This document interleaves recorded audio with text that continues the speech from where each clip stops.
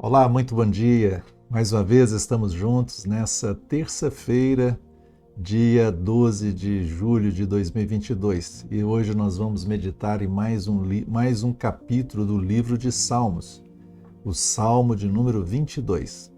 É um salmo maravilhoso como os demais, só que ele tem algo muito especial porque é um salmo messiânico, é um salmo que fala da pessoa do nosso Senhor Jesus. E assim como temos sido abençoados, eu espero que hoje também você seja muito abençoado. Esse Salmo, capítulo 22 do livro de Salmos, ele junto com o Salmo 23 e 24, ele vai falar da pessoa de Jesus. E é muito interessante porque esse Salmo, se você olhar com cuidado, você vai ver que o Salmo 22 ele é a expressão do nosso Salvador, é Jesus na cruz. E assim ele é o bom pastor. E se você se lembra, no Evangelho de João ficou registrado as palavras de Jesus, que ele diz: eu sou o bom pastor, e o bom pastor dá a sua vida pelas ovelhas. O Salmo 23, você vai ver que Jesus ele é o grande pastor. Ali você conhece aquele salmo, né, que Davi está declarando: o Senhor é o meu pastor e nada me faltará. E no Salmo 24, você vai ver ali o Senhor soberano, Jesus, né, com a coroa, o Rei glorificado, né, o supremo pastor. Ele é o nosso supremo pastor. Esses três salmos é um trio maravilhoso para vermos da pessoa do Senhor Jesus. Jesus, então, ele é esse bom pastor. Aqui no Salmo 22, é aquele que dá a vida pelas suas ovelhas. No Salmo 23, ele é o grande pastor, aquele que cuida das ovelhas. E no Salmo 24, nós vamos ver que Jesus é aquele supremo pastor que voltará para as suas ovelhas. Ele é aquele que está coroado de glória e majestade. O que nos diz esse Salmo 22, meus queridos?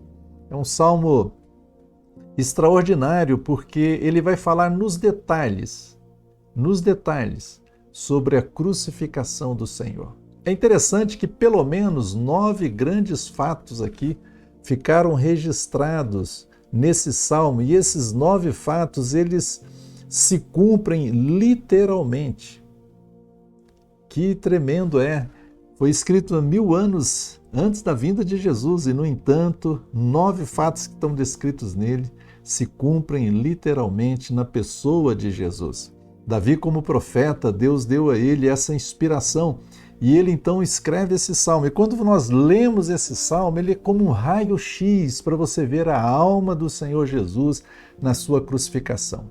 Os evangelhos, eles descrevem os fatos da crucificação do Senhor, mas aqui no salmo você vai ver algo muito além da descrição dos fatos. Você vai ver a alma, o coração do Senhor, os sentimentos de Jesus, o que aconteceu com ele, com seu coração, com a sua alma naquele momento da crucificação.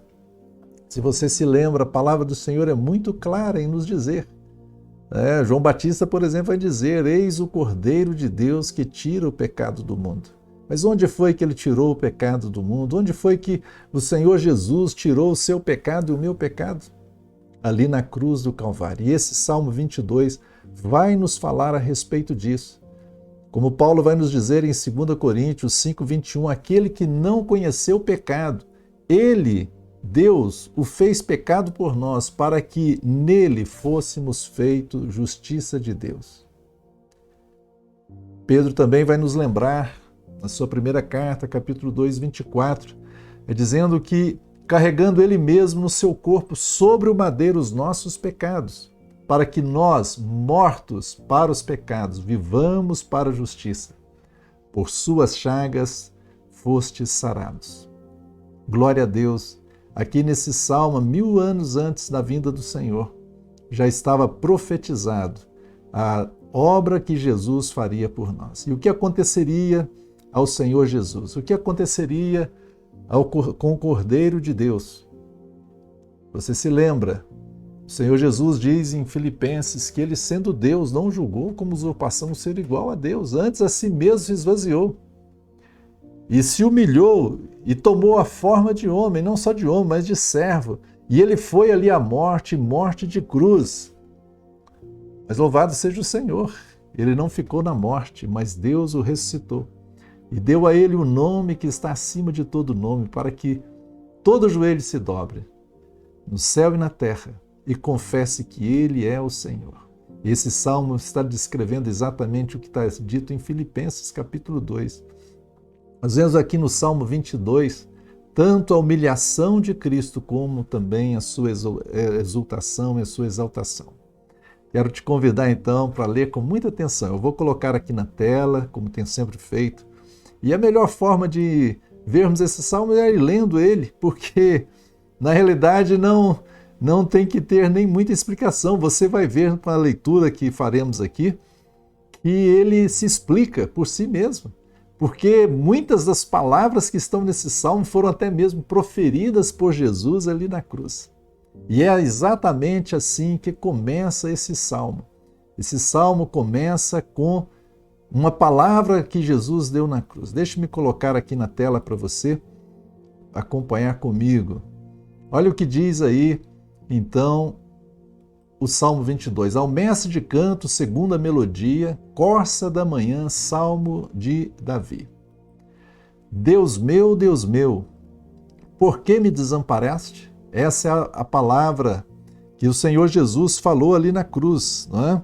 Essa foi aquela palavra que ele disse ali naquele momento na cruz. Deus meu, por que me desamparaste? Preste bem atenção como a palavra profética de Deus é tão maravilhosa.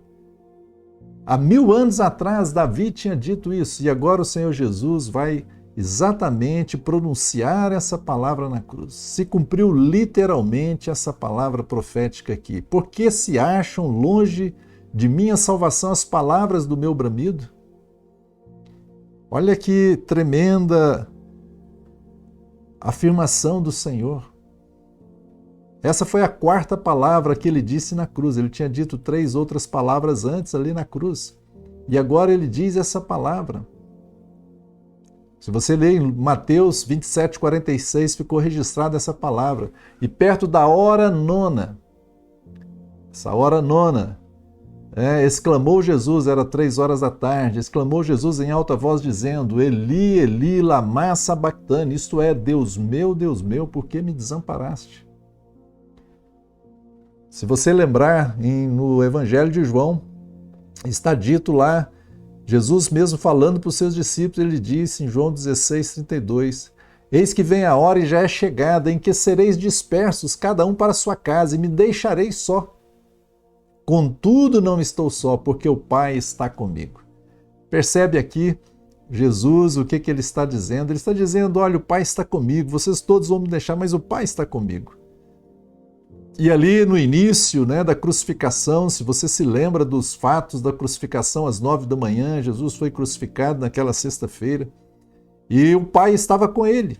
E o Senhor, a primeira palavra que ele diz ali na cruz é uma palavra de perdão. O Senhor diz, Pai, perdoa-lhes, porque não sabem o que fazem. O Senhor Jesus estava mantendo ainda a comunhão com o Pai ali na cruz. O Pai estava com ele, todos já haviam abandonado naquele momento, mas o Pai estava com ele. Mas chegou um momento ali na cruz, na hora nona, ou 15 horas, 3 horas da tarde. E Jesus disse, Deus meu, por que me desamparaste? Por que você acha que Deus, o Pai, o abandonou ali? Não só o Pai, o Espírito Santo, porque ele diz Deus meu, duas vezes. Porque o seu pecado e o meu pecado estavam sobre a pessoa de Jesus. Você pode imaginar essa loucura da salvação? A palavra da cruz, diz a Bíblia, que é loucura para os que se perdem, mas para nós é o poder de Deus, aleluia. Mas é loucura, realmente, com a nossa mente, não podemos entender esse amor de Deus. O Senhor Jesus, ele assumiu levar sobre ele todos os nossos pecados. A palavra do Senhor nos diz que aquele que não conheceu o pecado, Deus o fez pecado por nós, para que nele fôssemos feitos justiça de Deus. Quando o seu pecado e o meu pecado foram lançados sobre o Senhor Jesus, o Pai e o Espírito Santo não puderam suportar, não puderam olhar para o Filho de Deus e viraram as costas porque era o seu pecado e o meu. Isso era o juízo de Deus sobre o seu pecado e o meu. Você percebe a gravidade disso? Esse é o momento em que o Senhor Jesus ficou sozinho. Ele assumiu sozinho a nossa maldição. Gálatas vai nos dizer que o Senhor, Ele levou sobre Ele os nossos pecados, então Ele levou sobre Ele as nossas maldições. Ele se fez maldição no nosso lugar. Por isso Deus, o Pai, não poderia ali naquele momento estar com Ele. Foi o único momento que Deus, o Pai, Deus, o Espírito Santo abandonou a Jesus. Imagine, isso era o mais terrível para o Senhor Jesus. Ele estar ali na cruz, abandonado, mas inclusive pelo seu Pai. Foi isso que o coração do Senhor estava aflito ali naquela noite, antes da sua crucificação, no Getsêmani, quando ele orou: Pai, se possível, passa de mim esse cálice, contudo não seja feita a minha vontade, mas a tua. E diz a palavra que a sua angústia era tamanha, que o seu suor se tornou em gotas de sangue. Era exatamente esse momento que o Senhor temia, que a face do Pai estaria voltada contra ele. Era esse o maior temor do Senhor, não era o sofrimento na sua carne, embora fosse terrível, e foi terrível, mas era esse maior temor de que o Pai afastaria dele a sua face. E o Pai fez isso porque os nossos pecados estavam na pessoa bendita do Senhor Jesus. Louvado seja o nome do Senhor. Em Hebreus capítulo 2, versículo 9, vai nos dizer que nós vemos aquele que por um pouco, tendo sido feito menor que os anjos, Jesus, por causa do sofrimento da morte, foi coroado de glória e de honra, para que pela graça de Deus provasse a morte por todo o homem. Essa expressão me chama muito a atenção. Apesar de que ali naquele momento, quando o seu pecado e o meu pecado estava sobre a pessoa de Jesus, Deus o abandonou e deixou ele ali sozinho, recebendo todo o juízo de Deus por causa dos nossos pecados. Ainda está dizendo que foi pela graça de Deus que ele pôde provar a morte por todo o homem. Louvado seja o nome do Senhor por isso. Que caminho terrível ali na cruz do Calvário. Que caminho terrível o Senhor Jesus teve que enfrentar por mim e por você. Vamos continuar a leitura aqui. Versículo 2. Deus meu, clamo de dia e não me respondes. Também de noite, porém, não tenho sossego. Você se lembra que Jesus foi crucificado às 9 da manhã, mas chegou ao meio-dia, houve trevas e às 15 horas ele veio entregar o seu espírito. Ele teve dia e noite ali. Por isso ele está dizendo: Deus meu, clamo de dia e não me responde. Também de noite não tenho sossego. Contudo, tu és entronizado entre os louvores de Israel. Nossos pais confiaram em ti, confiaram e os livrastes. A ti clamaram e se livraram.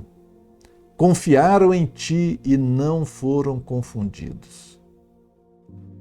Olha o que Jesus está dizendo. Ainda assim, o Senhor está relembrando ali naquele momento a sua alma em agonia. Ele está dizendo, apesar dele ter dito: Deus meu, por que me desamparaste? Ele ainda vai lembrar que as pessoas, os homens confiaram no Senhor e foram ajudados. Os homens confiaram no Senhor, os pais confiaram no Senhor e foram ajudados e foram socorridos.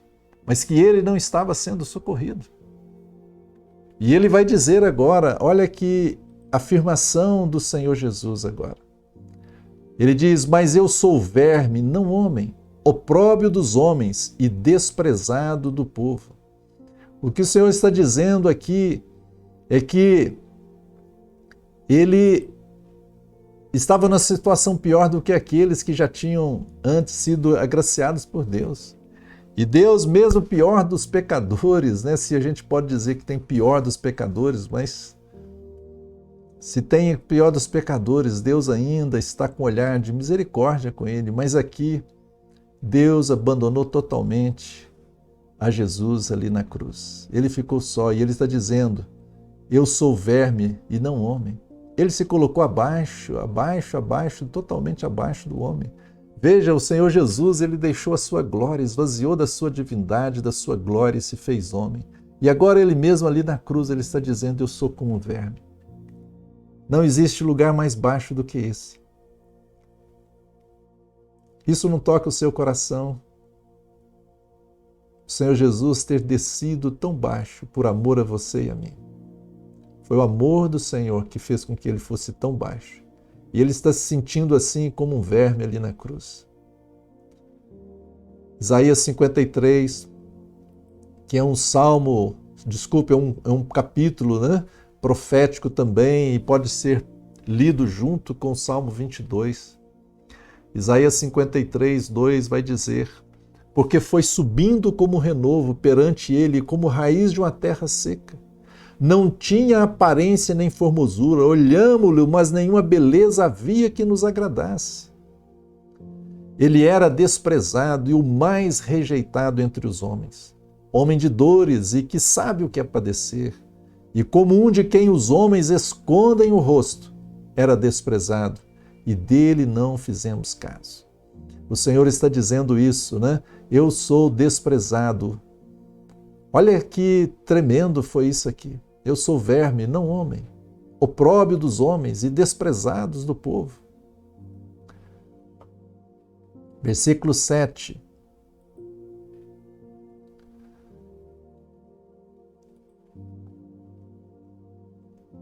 Todos os que me veem zombam de mim, afrouxam os lábios e meneiam a cabeça. Confiou no Senhor, livre-o ele, salve-o, pois nele tem prazer. Olha que tremendo isso, há 1000 anos foi profetizado isso. E olha, a multidão, inclusive as palavras da multidão aqui, que estavam ali perto da cruz, foi profetizado que elas fariam, que elas falariam. Exatamente aqui, está dizendo, confiou no Senhor, livre-o ele, salve-o, pois nele tem prazer. Isso ficou registrado nos evangelhos. Alguns disseram, ele confiou em Deus, agora deixa que Deus venha livrá-lo. Literalmente se cumpriu a palavra profética da crucificação do Senhor.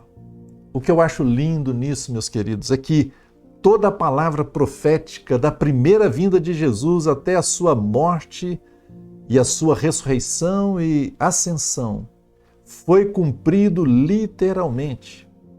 Não foi figuradamente, mas literalmente. O que leva você, se você pensa assim, de que a volta de Jesus, a segunda vinda dele, vai ser figurada?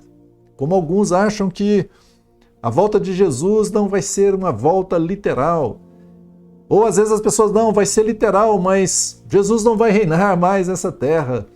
O reino de Deus é agora, o milênio é agora, e etc. Olha, meu querido, se a primeira vinda de Jesus foi profeticamente cumprido literalmente, a segunda vinda também será cumprido literalmente. E todas as coisas que diz que o Senhor vai fazer, vai acontecer literalmente. Aqueles 2 anjos que estavam junto com os apóstolos ali no capítulo 1, que foi registrado no capítulo 1 de Atos, que disseram, olha, assim como ele foi, que vocês estão vendo Jesus subir aqui, ele também voltará. Como é que ele foi? Ele saiu do Monte das Oliveiras, então ele vai voltar também para o Monte das Oliveiras. E a palavra profética diz que quando ele colocou o pé nos Montes das Oliveiras, aquele monte vai se fender ao meio, isso vai acontecer literalmente. Assim como aconteceu literalmente todas as profecias da sua primeira vinda, acontecerá também da segunda vinda. E nós estamos esperando esse dia, quando o Senhor vai vir e a terra se encherá do conhecimento e da glória do Senhor. Aleluia! A volta do Senhor, ele vai reinar, ele vai estabelecer um reino maravilhoso aqui, onde o leão vai pastar junto com a ovelha, diz lá Isaías. Isso vai acontecer literalmente. Não é uma figura de linguagem, é literalmente. Versículo 9. Versículo 9. Contudo, tu és quem me fez nascer e me preservaste, estando eu ainda no seio da minha mãe. A ti me entreguei desde o meu nascimento, desde o ventre de minha mãe. Tu és meu Deus. Que declaração tão maravilhosa do Senhor Jesus aqui. Que declaração. Não te distancies de mim, porque a tribulação está próxima e não há quem me acuda. Isso aqui era o momento do Senhor ali na cruz. O que estava acontecendo? Os seus sentimentos. Versículo 12: muitos touros me cercam, fortes touros de Bazã me rodeiam. Que, olha as expressões aqui. Versículo 13: contra mim abrem a boca, como faz o leão que despedaça e ruge. Versículo 15: secou-se o meu vigor como um caco de barro, e a língua se me apega ao céu da boca, assim me deitas no pó da morte. Olha, à medida que o Senhor está descrevendo aqui, nós vamos vendo o que estava se passando na alma do Senhor. Não é? Derramei-me como água, versículo 14. O Senhor estava ali se desidratando fisicamente, né? Estava no sol de 9 da manhã a meio-dia. E o seu sofrimento era terrível, ele estava totalmente desidratado. Os meus ossos se desconjuntaram, meu coração se fez como cera, derreteu-se dentro em mim. E ele vai dizer, secou-se o meu vigor como um caco de barro, e a língua se me apega ao céu da boca. Assim me deitas no pó. Você se lembra a quinta palavra da cruz que Jesus disse? Foi para que se cumprisse a Escritura, está dizendo, sabendo Jesus que já todas as coisas estavam terminadas, para que a Escritura se cumprisse, disse, tenho sede. João 19, 28. O Senhor pediu água, tenho sede. E aqui, esse Salmo, versículo 15, está dizendo, a língua se me apega ao céu da boca. Versículo 16, cães me cercam, uma súcia de malfeitores me rodeia, traspassaram minhas mãos e os pés. Percebem? Literalmente se cumprindo a palavra profética desse salmo. Olha o que está dizendo. Traspassaram-me as mãos e os pés, a crucificação do Senhor. E é interessante, mesmo o Senhor, depois da ressurreição, uma das marcas que tem nele, e ele mostrou para os seus discípulos, palpe aqui, falou para Tomé, né? As marcas estão lá. Querido, por toda a eternidade, minha querida irmã e meu querido irmão, por toda a eternidade, as marcas dos cravos estarão nas mãos do Senhor. Por toda a eternidade nós veremos o Cordeiro de Deus que tirou o pecado do mundo, que tirou o seu pecado, que tirou o meu pecado. Por toda a eternidade nós vamos ver as mãos crucificadas do nosso Senhor. Vamos lembrar da sua graça, do seu amor. Vamos lembrar que Ele tomou sobre Ele a maldição que era nossa, para nos dar a bênção que era dele. Louvado seja o nome do Senhor por isso. Louvado seja o nome do Senhor. Versículo 18. Aliás, versículo 17. Posso contar todos os meus ossos. Eles me estão olhando e encarando para mim. Repartem entre si as minhas vestes, e sobre a minha túnica deitam sortes. Querido, você já pensou nesse momento aqui do Senhor Jesus? Você se lembra que ele tinha uma roupa e como não tinha costura naquela roupa, diz que os soldados ali, eles lançaram sortes para ver quem ficava com a roupa do Senhor. E eles lançaram sortes e tiraram a roupa do Senhor. O nosso Senhor, um homem digno, de pureza total, ele ficou ali desnudo naquela cruz. Meus queridos, você já imaginou o que é isso? O Senhor na sua pureza ali exposto como espetáculo para o mundo. O Senhor nu ali naquela cruz. O que isso significou para você e para mim? O Senhor teve que ficar nu, tirar a sua veste, para que você e eu tivéssemos uma veste de justiça de Deus. Louvado seja o nome do Senhor.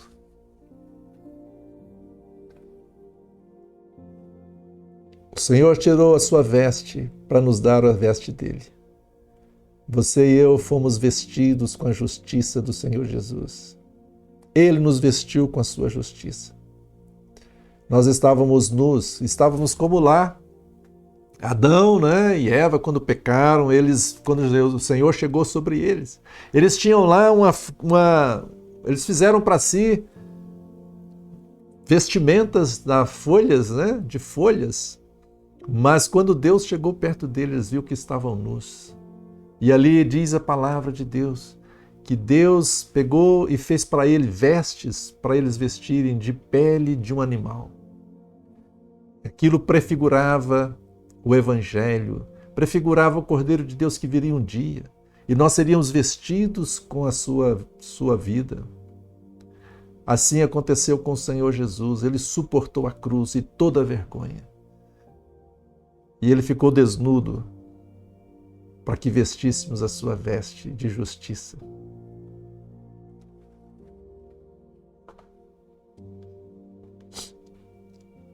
Meus queridos, consagrado a esse assunto tão sublime.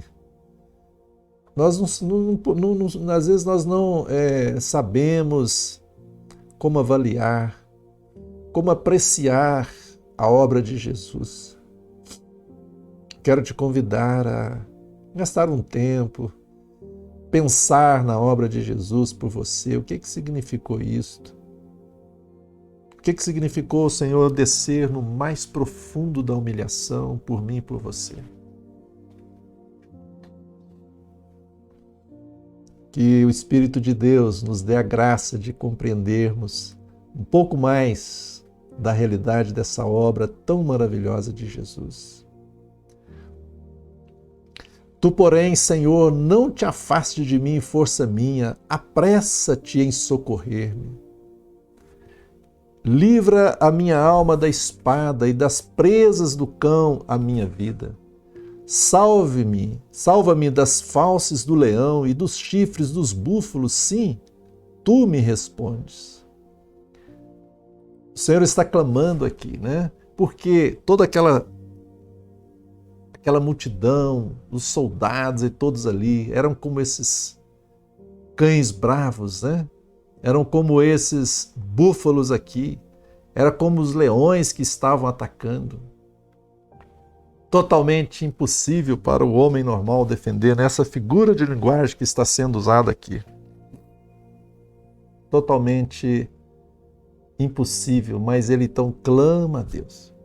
Do versículo 1 até aqui, o 21, nos fala desse caminho de humilhação do Senhor Jesus por mim e por você. Nos fala da obra da cruz, nos fala da morte que o Senhor experimentou por nós. Nos fala do Senhor Jesus se tornar pecado por cada um de nós. Nos fala do Cordeiro de Deus indo ali e pagando o preço pelos nossos pecados. Nos fala dessa obra da redenção. Nos fala da justiça de Deus vindo sobre o Senhor Jesus e exercendo juízo sobre a pessoa de Jesus no nosso lugar. É por isso que todo aquele que recebe a Jesus recebe esse presente de Deus. Se você crê no Senhor Jesus, você recebe esse presente de Deus.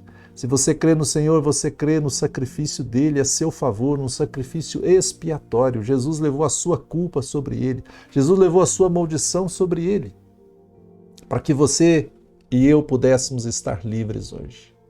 Do versículo 22 até o final, agora nós vamos falar da exaltação do Senhor Jesus. Da exaltação. Versículo 22. Olha o que vai acontecer agora.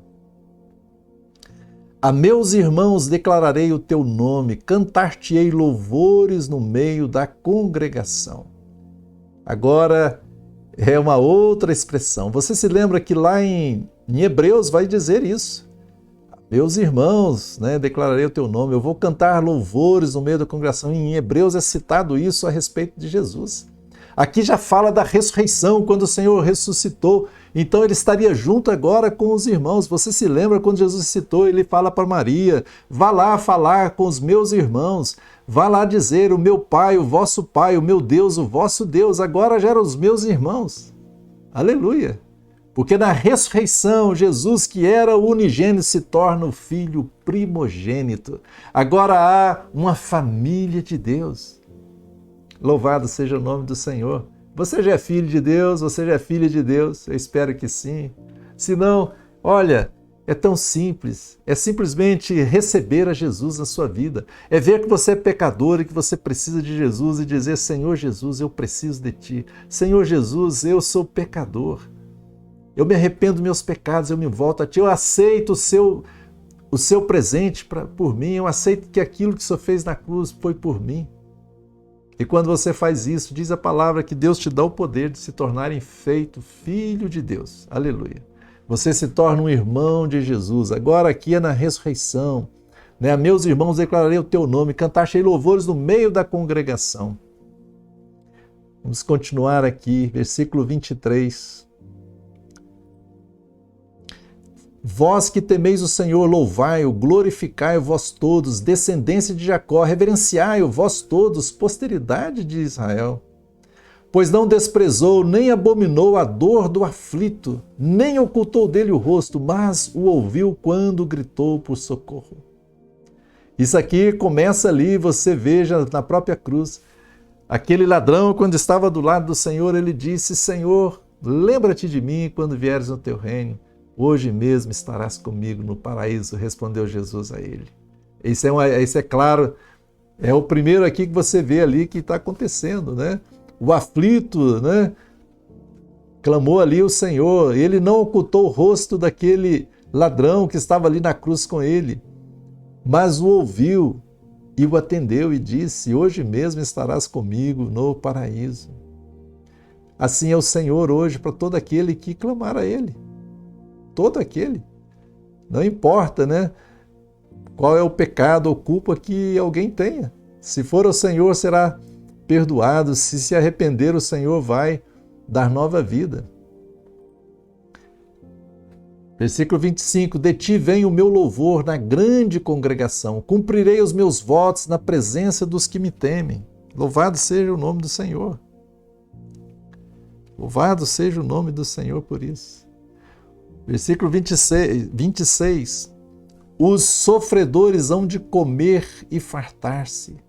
Louvarão o Senhor os que o buscam. Viva para sempre o vosso coração. Viva para sempre o vosso coração. Ah, que maravilha isso. Assim como o Senhor falou com aquele ladrão: hoje mesmo estarás comigo no paraíso. Para os homens, aquele homem era simplesmente um criminoso, e ele era mesmo, e ele tinha que pagar um preço ali. Mas quando ele se arrependeu, o Senhor o recebeu. E o Senhor disse: hoje mesmo estarás comigo no paraíso. E o Senhor diz isso para cada um que se arrepende, que vai a Ele. Viva para sempre o vosso coração. Você que crê em Jesus, é isso que Jesus diz: viva para sempre, viveremos para sempre. Louvado seja o nome do Senhor. Versículo 27. Lembrar-se-ão do Senhor e a Ele converterão os confins da terra. Aleluia, isso aqui é o Evangelho. Ide por todo mundo, pregar o Evangelho a toda criatura. Toda autoridade me foi dada no céu e na terra. Portanto, ide, fazei discípulo entre as nações, batizando-os em nome do Pai, do Filho e do Espírito Santo, e ensinando-os a guardar todas as coisas que eu vos tenho ordenado. E eis que estarei convosco todos os dias até a consumação dos séculos. Aleluia. Lembrar-se-ão do Senhor e a Ele converterão os confins da terra. É isso. Somos nós aqui, convertidos ao Senhor. Perante Ele se prostrarão todas as famílias das nações, pois do Senhor é o reino. É Ele quem governa as nações. Aleluia. À volta do Senhor veremos isso. Ainda não estamos vendo isso. Embora o Senhor esteja sentado no trono, ainda não vemos Ele reinando. As nações não veem, mas brevemente isso aqui será visto. Versículo 29. Todos os opulentos da terra hão de comer e adorar, e todos que descem ao pó se prostrarão perante ele, até aquele que não pode preservar a própria vida. A posteridade o servirá. Falar-se-ão do Senhor à geração vindoura. Preste atenção nesse verso aqui. porque você está incluído nesse verso 30 aí, ó. Você que creu em Jesus, a posteridade o servirá. Falar-se-á do Senhor à geração vindoura. Nós somos a geração vindoura. Não estávamos lá 2000 anos atrás, quando o Senhor foi crucificado por nós. Somos essa geração vindoura que ouvimos o Evangelho de Deus e recebemos a salvação em Cristo. Louvado seja o nome do Senhor. Versículo 31. Hão de vir anunciar a justiça dele ao povo que há de nascer. Contarão que foi ele quem o fez. Foi ele que fez. Está consumado, disse o Senhor Jesus. Ele fez todas as coisas. Ele fez a obra da ressurreição, da redenção. Ele pagou o preço por nós. Ele venceu principados e potestades. Ele venceu a morte, venceu o diabo, venceu o mundo, por ele mesmo e por você e por mim. Louvado seja o nome do Senhor Jesus para todo sempre.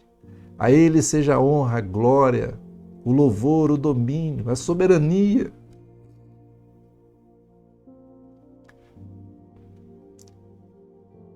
Louvado seja o nome do nosso Deus. Que tremendo salmo é esse. Que palavra profética 1000 anos antes e se cumpriu literalmente. E aguardamos aquele dia que o Senhor voltará e que todo joelho se dobrará diante dele e toda língua confessará que ele é Senhor. Que tremendo será isso. Você deseja isso? Eu desejo. Que Deus nos abençoe. Que Deus te abençoe nesse dia e, se o Senhor permitir, amanhã teremos uma nova leitura. Eu espero que você participe, convide outras pessoas. Peço a você que divulgue também essas mensagens, que você compartilhe, que você comente, que você dê o seu like aí, assim o YouTube vai divulgar também essas mensagens. Que Deus abençoe você e a sua família. Até amanhã, se Deus quiser.